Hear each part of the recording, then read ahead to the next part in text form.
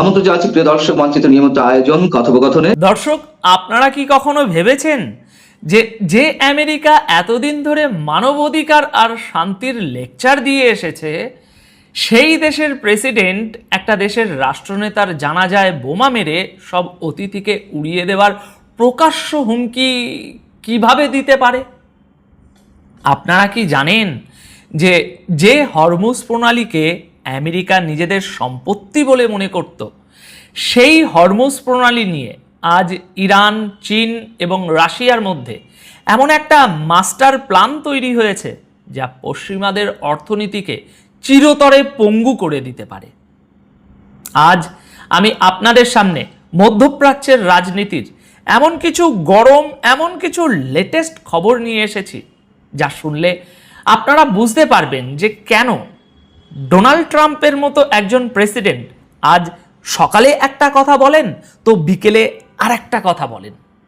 আর ভিডিওর একদম শেষে আমি আপনাদের জানাবো ট্রাম্প কেন হঠাৎ করে, ভালো করে শুনবেন, বেঞ্জামিন নেতানিয়াহুকে বস কে সেটা সে ভালো করেই জানে এই বলে চরম অপমান করেছেন, এবং এর পেছনের সেই গোপন খেলাটা কি যা ইসরায়েলকে মধ্যপ্রাচ্যে একেবারে একা করে দিয়েছে।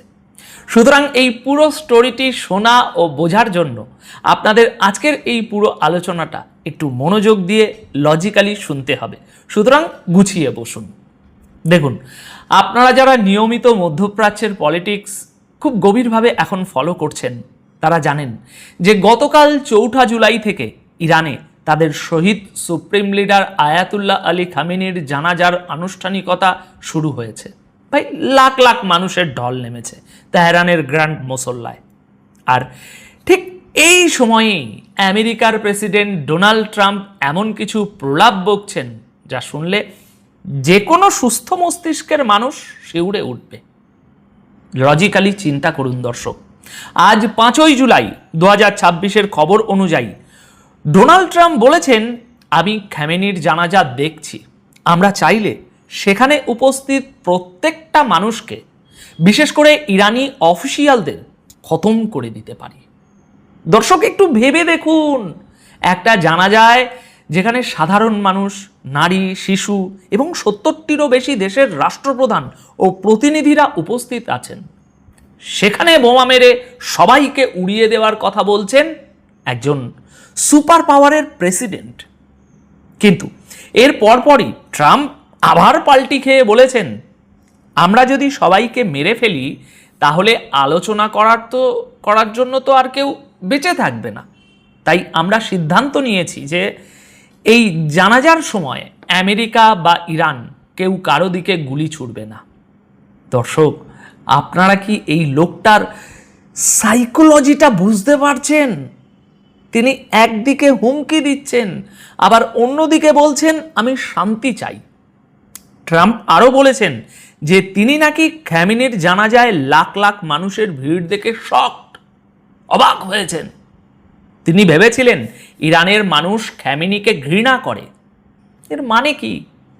এর মানে হলো আমেরিকার গোয়েন্দা সংস্থাগুলো ট্রাম্পকে সম্পূর্ণ ভুল তথ্য দিয়ে আসছিল। তারা ভেবেছিল খামেনিকে মারলেই ইরানে বিদ্রোহ শুরু হবে এবং রিজিম চেঞ্জ হবে। কিন্তু আজ ট্রাম্প নিজের চোখেই দেখছেন যে ইরান ধ্বংস তো হয়নি, বরং খামেনির মৃত্যু পুরো ইরান এবং শিয়া সম্প্রদায়কে আরও বেশি ঐক্যবদ্ধ করেছে। ট্রাম্পের এই কনফিউশন বা বিভ্রান্তি প্রমাণ করে যে আমেরিকা এখন মধ্যপ্রাচ্যে আক্ষরিক অর্থেই অন্ধ হয়ে ঘুরছে। কিন্তু দর্শক, আসল খেলাটা শুরু হয়েছে হরমুজ প্রণালীতে। আমি বারবার বলেছি, হরমুজ প্রণালী হলো গ্লোবাল জিওপলিটিক্সের আসল চোখ পয়েন্ট। আজ 5 জুলাইয়ের একটা খবর পশ্চিমা বিশ্বের রাতের ঘুম হারাম করে দিয়েছে। বেইজিংয়ে ইরানের রাষ্ট্রদূত আব্দুল রেজা রহমানি ফজলি ওয়ার্ল্ড পিস ফোরামে ঘোষণা দিয়েছেন যে হরমুজ প্রণালী এখন ইরানের জাতীয় নিরাপত্তার অংশ এবং ইরান এখন থেকে হরমুজ প্রণালী দিয়ে যাওয়া জাহাজগুলোর উপর সার্ভিস চার্জ বা ট্যাক্স বসাবে। কিন্তু চমকটা এখানেই শেষ নয়। ফজলি পরিষ্কার বলে দিয়েছেন, চীন আমাদের বন্ধু রাষ্ট্র, তাই চীনের জন্য স্পেশাল ডিসকাউন্ট বা বিশেষ ছাড় থাকবে। রাশিয়া এবং অন্যান্য বন্ধু রাষ্ট্রগুলোকেও স্পেশাল ট্রিটমেন্ট দেওয়া হবে। আর যারা বন্ধু নয় তাদের জন্য হরমুজ প্রণালী আক্ষরিক অর্থেই একটা নরক হয়ে দাঁড়াবে। তাদের চরম মূল্য চোকাতে হবে। দর্শক, আপনারা কি বুঝতে পারছেন এটা কত বড় একটা মাস্টার স্ট্রোক? ইরান হরমুজ প্রণালীকে শুধু একটা জলপথ হিসাবে রাখছে না, তারা এটাকে এখন একটা জিওপলিটিক্যাল অস্ত্র বানিয়ে ফেলেছে। তারা পশ্চিমা বিরোধী বিশ্বের দেশগুলোকে, বিশেষ করে আপনার চীন এবং রাশিয়াকে এই বার্তা দিচ্ছে যে তোমরা আমাদের সাথে থাকো, আমরা তোমাদের সস্তায় তেল দেব এবং তোমাদের সবচেয়ে গুরুত্বপূর্ণ তোমাদের যে সাপ্লাই চেন সেটা সুরক্ষিত রাখবো। আর যারা আমেরিকার সাথে থাকবে তাদের অর্থনীতি আমরা ধ্বংস করে দেব।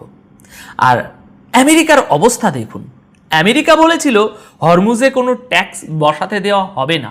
ওমান, ফ্রান্স এবং ব্রিটেন মিলে একটা জোট তৈরি করছিল, বা বলা ভালো করছে। ফ্রান্স তাদের মাইন অপসরণকারী জাহাজ পাঠিয়েছে। এর আগের প্রতিবেদনেই এই সমস্ত খবরের বিস্তারিত আমি আপনাদের জানিয়েছি, পারলে দেখে আসবেন। কিন্তু তাতে কি ইরানের কিছু যায় আসে? একেবারেই না।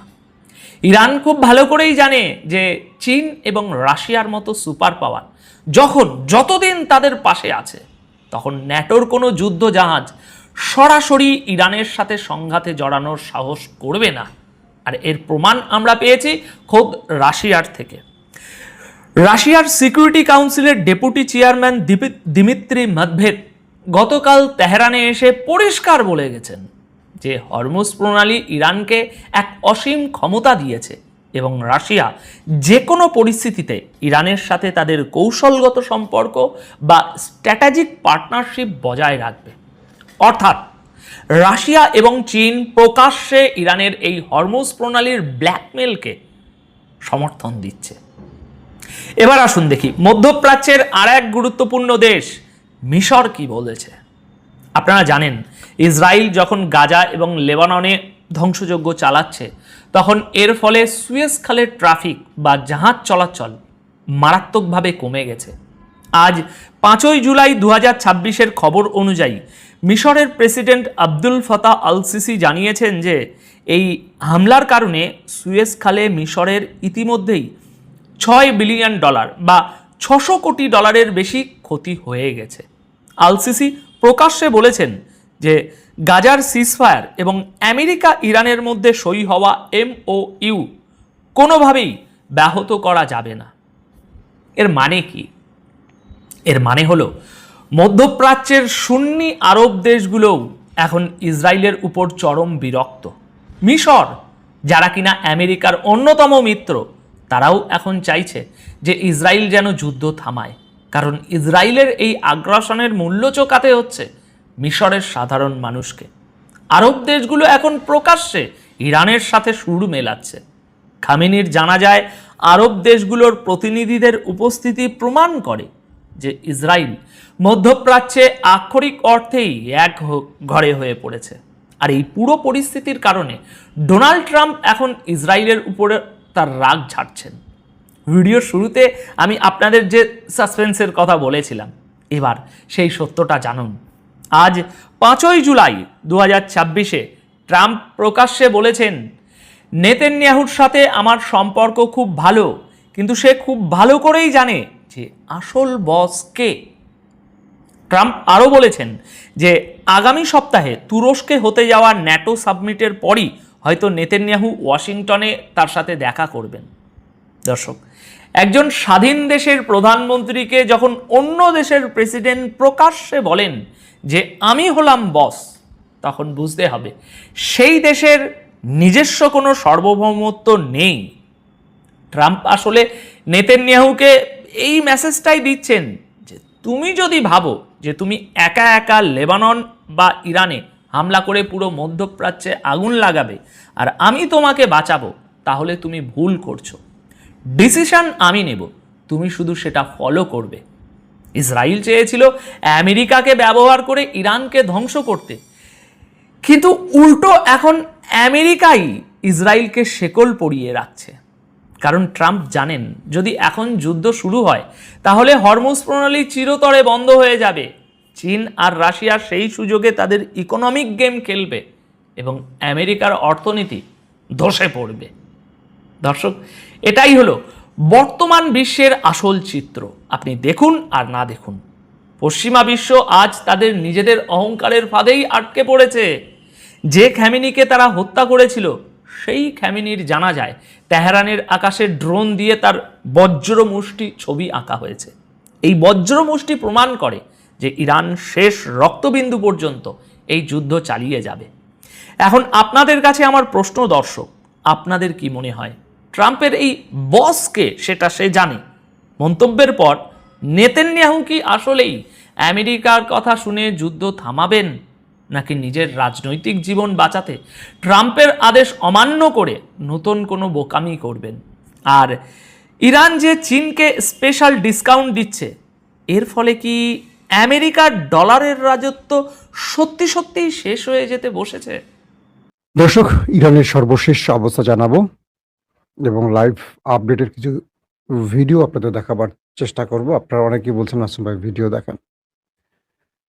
ইরান জুড়ে শোকের ছায়া নেমে এসছে, পাশাপাশি মার্কিন প্রেসিডেন্ট ডোনাল্ড ট্রাম্পের ঘুম ভাঙল এবং তার ভুল ভাঙল।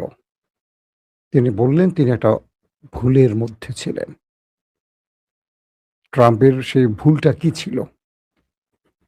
দর্শক, প্রথমেই আমরা একটু জানাজার ফুটেজ দেখে আসি, তারপর আমরা আপনাদেরকে একটা একটা করে খবর দেওয়ার চেষ্টা করব। رج به رج شعله شعله از داغ من میسوخت رج به رج شعله شعله از داغ। আমরা দেখলাম ইরানের প্রেসিডেন্ট মাসুদ পেজেশকিয়ান সেই শোকের স্থানে আছেন, শোক জানাতে গেছেন। عمياتي بالبراءة من واللعنة عليهم وبالموالاة لنبيك وآل نبيك عليه وعليهم السلام. اللهم لعن أول ظالم ظلم حق محمد وآل محمد وآخر تاب له ولا ذلك. اللهم لعن الإصابة التي جاهدت الحسين وشايد يا أبا عبد الله. দর্শক, আপনারা দেখছেন ইরানের সেই শোক মুহূর্তের ছবি। জানাজায় লাখো মানুষ হাজির হয়েছে এবং হাজারো নারী, হাজারো পুরুষ বলা যাবে না, লাখো নারী, লাখো পুরুষও বলা যাবে না, কোটি পুরুষ নারী একত্রিত হয়েছে ইরানে। প্রতিটি মানুষের চোখ ভেজা কান্না। সেই দৃশ্যগুলো ইরান থেকে সরাসরি দেখাচ্ছে বিভিন্ন গণমাধ্যম। যে দৃশ্যগুলো আসলে ইরানের যারা জনগণ রয়েছে তাদের হৃদয় ভেঙে দিচ্ছে। তাদের প্রিয় নেতার শাহাদাতের সেই মুহূর্তটি তাদের সারা জীবন মনে থাকবে। দর্শক, আমরা আরো কিছু ফুটেজ দেখাবো, তারপর মূল আলোচনা করবো। چه بگویم نگفتم پیداست.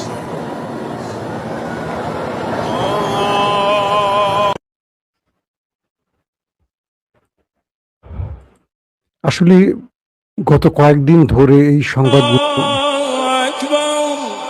এটা ছিল মূল জানাজার ভিডিও।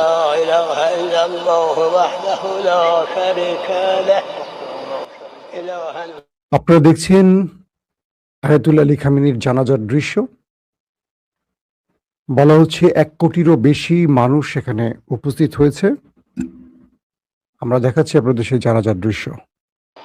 وأشهد أن محمدا عبده ورسوله أرسله بالهدى ودين الحق ليظهره على الدين كله ولو كره المشركون. وأشهد أن الساعة آتية لا ريب فيها وأن الله يبعث من في القبور. الله أكبر الله أكبر اللهم صل على محمد وآل محمد وبارك على محمد وآل محمد وارحم محمدا وآل محمد كأفضل ما صليت وباركت وترحمت. আপনারা একটু আগে যাদেরকে দেখলেন তিনজন মুস্তফা খামিনির ভাই অর্থাৎ আয়াতুল্লাহ আলী খামিনির তিন ছেলে সেখানে উপস্থিত হয়েছে। তাদের তিনজনকে এইমাত্র দেখানো হলো ক্যামেরায়। الأنبياء والمرسلين والشهداء والصديقين وحسن أولئك رفيقا. الله أكبر.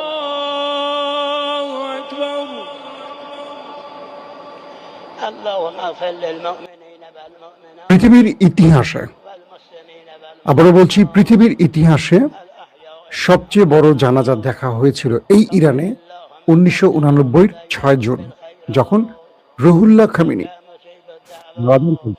إنك قاضي الحاجات এরপর দ্বিতীয় নয়, এরপর সকল রেকর্ড ভেঙেছে আয়াতুল্লাহ আলী খামিনির এই জানাজার মানুষের উপস্থিতি।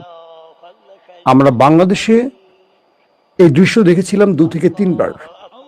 একবার ছিল শহীদ প্রেসিডেন্ট জিয়াউর রহমানের জানাজা, একবার ছিল বেগম খালেদা জিয়ার জানাজা, একবার ছিল আমাদের প্রিয় ভাই ওসমান হাদির জানাজা। এই তিনটি দৃশ্য আমাদের হৃদয় পটে বা লেখা আছে বা বাংলাদেশের ইতিহাসে স্বর্ণাক্ষরে লেখা আছে, কিন্তু যারা এই দেশকে শোষণ করেছে তাদের জানাজায় আমরা 15 থেকে 17 জন মানুষ সর্বোচ্চ দেখেছিলাম। وأنت أعلم به منا. اللهم اغفر له. اللهم اغفر لنا. আপনারা যে ফুটেজটি দেখলেন আমি আবার একটু দেখাচ্ছি। একটা ছোট্ট কফিন দেখতে পাচ্ছেন আপনারা ফুটেজের উপরে। এই কফিনটা হলো মানে বড় কফিনটা দাদা আয়াতুল্লাহ আলী খামিনির, আর উপরে যে ছোট্ট কফিন মাত্র 14 বছরের জাহারার, এটা হলো আয়াতুল্লাহ আলী খামিনির যে নাতনি, মাত্র 14 মাসের এক শিশু, ফুলের মতো সুন্দর একটা বাচ্চার মরদেহ, অর্থাৎ তার কফিন। এই একটি কফিন পুরো পৃথিবীকে নাড়িয়ে দিয়েছে যে কি অপরাধে এই ছোট্ট শিশুটির প্রাণ কেড়ে নিল। শুধু এই ছোট্ট শিশুর নয়, 250, প্রায় 200 বলা যাবে, 250 স্কুলের কোমলমতি শিক্ষার্থীর প্রাণ কেড়ে নিয়েছিল দখলদার দেশ দুটো, যেটা পুরো পৃথিবীর সকল মানুষের হৃদয় নাড়া দিয়েছে। আপনারা জানাজার দৃশ্য দেখতে পাচ্ছেন, কোনো ক্যামেরা নেই, পৃথিবীর এমন কোনো ক্যামেরা নেই যে ফুল একটা ফ্রেমে সকল দৃশ্য দেখাতে পারবে। 1.5 কোটি মানুষকে একসঙ্গে দেখাবার মতো কোনো লেন্স আবিষ্কার এই পৃথিবীতে হয়েছে বলে আমার জানা নেই। অনেকেই প্রশ্ন করছেন, না আজকে তার জানাজা হচ্ছে ধারাবাহিক 9 তারিখ পর্যন্ত হবে, তার মরদেহ ইরাকেও যাবে এবং মাসদাদ তার প্রিয় জন্মস্থানে 9 তারিখে জানাজা মানে তাকে দাফন করা হবে। এই পর্যন্ত এটা কয়েকটি শহরে যাবে এবং ইমাম হোসেনের শাহাদাত স্থান কুফা ইরাকে, সেখানেও যাবে এটি।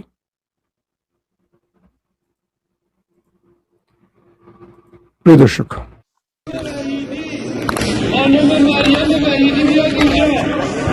اگه منو میبینی بالا کتاب کنه تشریف بیارید اینجا. আমি আপনাদেরকে দেখালাম ইরানের ভেতর থেকে লাইভ আপডেটের কিছু পিকচার ভিডিও। দর্শক, আসি মূল খবরে। মার্কিন প্রেসিডেন্ট ডোনাল্ড ট্রাম্প ইরানের দৃশ্যগুলো দেখে অবাক হয়েছেন। তিনি বলেছেন, খামেনির শোকে কোটি কোটি মানুষ যে নেমেছে বা তাকে যে তার দেশের মানুষ এত ভালোবাসে এটা আমার জানা ছিল না। আমি ধরে নিয়েছিলাম বা আমাকে জানানো হয়েছিল যে তার মৃত্যু হলে দেশের মানুষ খুশিতে রাস্তায় নেমে আসবে এবং রেজিম চেঞ্জের জন্য, অর্থাৎ যে সরকারটি আছে খামেনির ইসলামী প্রজাতন্ত্রের যে সরকার, সেই দেশটির মানুষ সেই সরকারের পতন চায়। কোটি মানুষ রাস্তায় নেমে আসবে, খুব সহজে সরকারের পতন হবে। আমাকে এই তথ্য জানানো হয়েছিল, কিন্তু আমি যে দৃশ্য দেখলাম আমার গায়ের পশম দাঁড়িয়ে গেছে। আমার চোখ বিশ্বাস করতে পারছে না এই দৃশ্য কার দৃশ্য, কেমন দৃশ্য। যে ব্যক্তিকে আমরা মেরেছি সেই ব্যক্তি তার দেশে এত প্রিয়, এটা আমার জানা ছিল না। ডোনাল্ড ট্রাম্প বুঝতে পেরেছেন কি ঘটেছিল। আসলে কি ঘটেছিল আসেন সেটা একটু জানি। ইসরায়েল তার গোয়েন্দা বাহিনী, ইন্টেলিজেন্স এজেন্সি মোসাদ, তারা একটা রিপোর্ট তৈরি করলো যে ইরানের ভেতরে কিভাবে সরকার পতন ঘটানো যাবে, নিউক্লিয়ার প্রজেক্ট এবং মিসাইল প্রোগ্রাম ধ্বংস করা যাবে। এর উপরে মার্কিন সিআইএ কে ইসরায়েলি প্রচুর অর্থ দিয়েছে অভিযোগ আছে, এটা সত্য মিথ্যা জানি না। এবং সিআইএ যে রিপোর্ট তৈরি করেছে তারা ইসরায়েল পন্থী অথবা ইসরায়েল দ্বারা প্রভাবিত একটা গ্রুপ। মোসাদ এবং সিআইএ তারা ভিন্নভাবে রিপোর্ট তৈরি করলো যেভাবে খামেনি সরকারের পতন কিভাবে ঘটানো যাবে এবং কিভাবে আমেরিকা ইসরায়েল এখানে তার ক্ষমতা লবি স্টাবলিশ করবে। সেই রিপোর্টটি নিয়ে হাজির হয়েছে ট্রাম্পের কাছে মোসাদ প্রধান, সিআইএ প্রধান এবং নেতানিয়াহু পার্সোনালি দেখা করেছেন ট্রাম্পের সাথে আমেরিকা এসে। সেখানে বলা হয়েছে, মিস্টার প্রেসিডেন্ট ট্রাম্প, যদি আমরা খামেনিকে স্ট্রাইক চালিয়ে হত্যা করি তাহলে কোটি কোটি মানুষ রাস্তায় নেমে এসে আমাদের সাপোর্ট দিবে, অনায়াসে সরকার পতন হয়ে যাবে। এরপর আমরা ইরানের তেল গ্যাস সম্পদ লুট করে নিতে পারবো খুব সহজে। এবং এই ব্যাপারে মোসাদ এবং সিআইএ আমেরিকাকে একই মানে ট্রাম্পকে একই তথ্য দিল। এই তথ্যটি যে ভুল ছিল এটা ট্রাম্প এখন বুঝতে পেরেছেন। অর্থাৎ যখন স্ট্রাইক চালানো হলো, বিদ্যুৎ চলে গেছে আবারও, যখন স্ট্রাইক চালানো হলো টপ লিডারদেরকে, সুপ্রিম কমান্ডার সহ টপ লিডারদেরকে হত্যা করা হলো, তারপর একটা মানুষ রাস্তায় নামলো না, বরং শোকে মানুষ, বিক্ষোভে মানুষ, ঘৃণায় মানুষ, ক্ষোভে মানুষ রাস্তায় নেমেছে ট্রাম্প বা ওই দেশটির প্রতি। কেউ খামেনির পতনের জন্য নামেনি। তখন থেকে ট্রাম্প বুঝতে শুরু করলেন কি ঘটতে যাচ্ছে, আমার রিপোর্ট আমি কি পেলাম আর ঘটতেছে কি, আমাকে সিআইএ কি দিল, মোসাদ কি দিল, নেতানিয়াহু কি দিল। এই তথ্যগুলো ছিল ট্রাম্পকে বিভ্রান্তিকর একটি এবং তাকে ভুল বার্তা দিয়ে যুদ্ধে নামানোর একটি খেলা। এখন ট্রাম্প বুঝতে পারছেন। ট্রাম্প বলছেন যে তাকে এই ভুল দৃশ্য তুলে দিয়ে বা ভুল তথ্য বা ভুল অ্যাজাম্পশন বা ভুল মেসেজ দিয়ে, ভুল রিপোর্ট দিয়ে যুদ্ধে নামানো হয়েছে।